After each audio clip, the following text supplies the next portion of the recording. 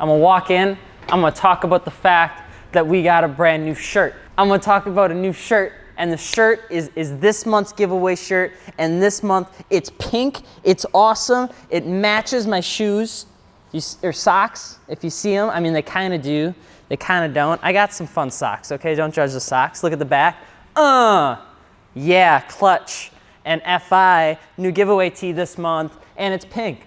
Because remember that one shirt that you bought when you were like 12 years old at Kohl's that was like, real guys wear pink? You know, we just thought we'd bring that back in a less intrusive way than an $8 t-shirt. I'm Alex from Fitment Industries. Don't forget to subscribe. Wheels, tires, suspension, and today we're talking about, so you want a 370Z.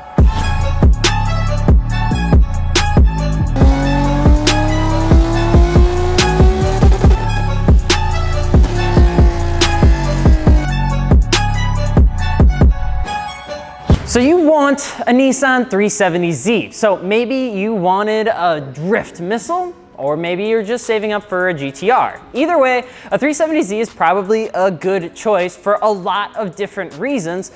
Because it's a 370Z, we're talking about the good old wide body of Nissan that doesn't have the name of one of my favorite movies from 1998. I mean, the Nissan 370Z was like what the 350Z should have been right out of the gate. But like, you know, sometimes it takes an L and you come back and you just come back a little bit harder, and that's the 370Z. So we're just gonna get into some of the history before we kind of delve into if you should actually own one. So the 370Z is the older brother to Nissan's 350Z, which is basically not as cool, a little bit slower, a little bit more soft of a sibling. And I know it's mean, but if you just look at the 370Z, it's so like angry, like RAR XD. It's so like wide, it's so like thick. I mean, it's the 6th generation of the Nissan Zs, which actually started out with the 240Z in '69, which were pretty neat. And the 370Z made its good old appearance in 2008, which was a pretty decent year. I mean, Britney Spears was going nuts, there was High School Musical, Obama became president. I mean, it was a little bit of a weird time in the grand scheme of things that was going on. But I mean, for the most part,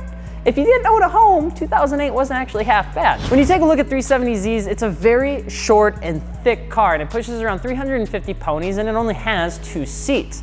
It seems like it's a bit of a confused teenager though of a car because it doesn't seem to know what it wants. It's rear-wheel drive and does drifty boy things, but at the same time, it kind of just seems like it wants to be your typical chill roadster. Not only that, but the V6 VQ is a bit of an oddball of like a motor power plant, and even though it does make some pretty sweet noise, it's not everybody's first choice to modify. If you're looking for a drift car, you've probably come to the right place-ish. The 370Z is a short wheelbase rear-wheel drive car that has a ton of aftermarket potential, so it does fit in right at home in the drift community. Even without modifying the car, it can be pulled right off the lot, and you can find an abandoned parking lot and do all sorts of crazy with your car until you run into, you know, some sort of light pole or curb your wheels, because that happens every time, and that's fine. But there's a reason that the drift scene is so littered with 350 and 370Zs, and that's because they are just a rear-wheel drive coupe car. Now, they are heavier than most two-door coupes, but that really is negated by the style, quality, and experience that the 370Z provides to a lot of enthusiasts. And in the drifting community, if you can get it sideways with just a little bit of extra power and still keep some of the looks, then a lot of people are going to enjoy it. Plus, truth be told, not everybody likes to drift 240SXs.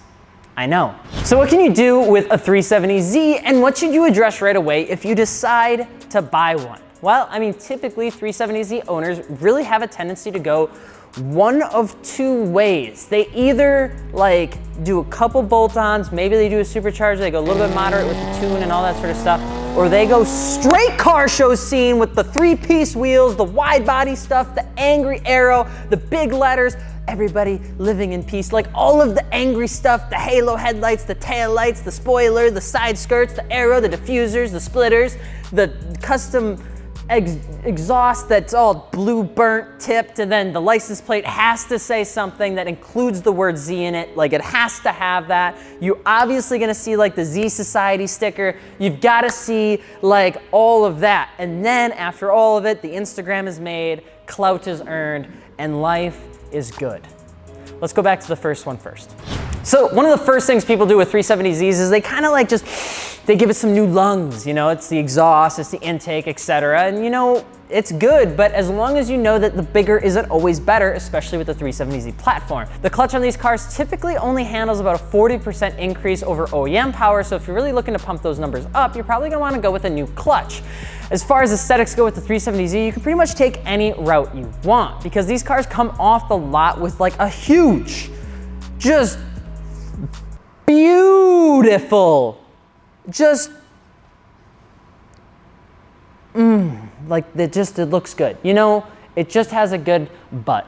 It just looks good, man. You could put like a bowl of ramen on the hips of that car. It's insane. The other way people go with the 370Zs is full car show scene mode. And the reason that people do that is because the body aligns with everything that makes the car scene so popular right now. And one thing to note is that these cars can fit huge wheels on them with a stock fender setup. I mean, it's insane the amount of wheel you can fit underneath these cars. And if you end up going with a wide body or over fender or something like that, it gets even more insane with how wide of a setup you can fit. Now, with the wide rear fenders, a lot of people love the fact that you can go with an aggressive aero setup on the car. You can make it look the full track prep battle aeros type thing, and it looks really insanely good. I mean, 370Zs have the setup for probably some of the most perfect overall aesthetics that you can have on any aftermarket car. And that's why people really enjoy these cars, is because the aftermarket potential on these things in terms of just like the looks and the car scene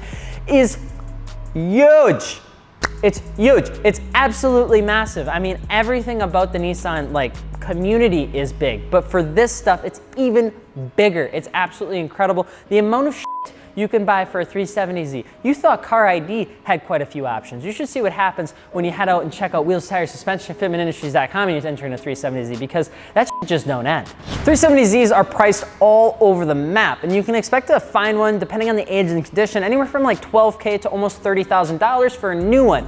The Nismos are probably the ones that you're gonna wanna keep an eye out for the most if you're looking to actually keep the dollar in your pocket after you buy the car, because those are the ones that hold their value the best. And in terms of modifying them, there's actually not a whole lot you have to do if you don't want to. They have a very clean, minimalistic approach that looks really good on them too if you're not a big fan of the super big, super deep, wide, sort of angry setup. However, don't forget to keep your eyes peeled. Just like any other car, 370Zs do have a few issues.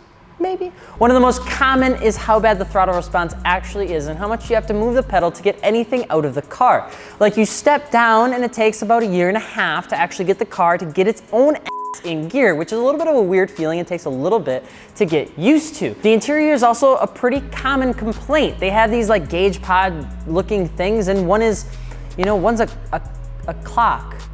You know, which is, I mean, it's cool. It's cool to have a gauge setup in a car. I just don't know if it would be a clock. It's like, maybe it was meant to make it look race car-y, but you should probably just put a Y-band in it and just call it good. The interior ended up being both a cool design, but it has a lot of like dated plastic bits and electronics, and it's just a little bit weird. And if you're looking to purchase an older 370Z, they also did come with a couple electrical and steering issues to keep that whole train running. Although they do have a ton of aftermarket potential, I'm not sure how many guys have seen the engine bays in these cars, but they don't exactly have any room. They took a cue from BMW and just removed the fun out of actually working on your car at all. So having fun installing the mods is pretty much non-existent, which is why you actually see people just cut their hood, because that's sometimes easier to deal with any sort of things instead of just modifying it appropriately.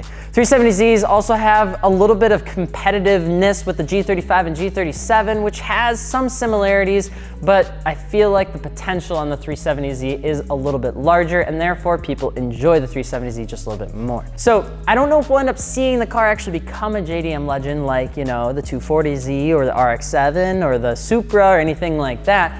But you would probably be pretty hard pressed to say that once Nissan 370s flatline in terms of depreciation, that they'll actually stay there.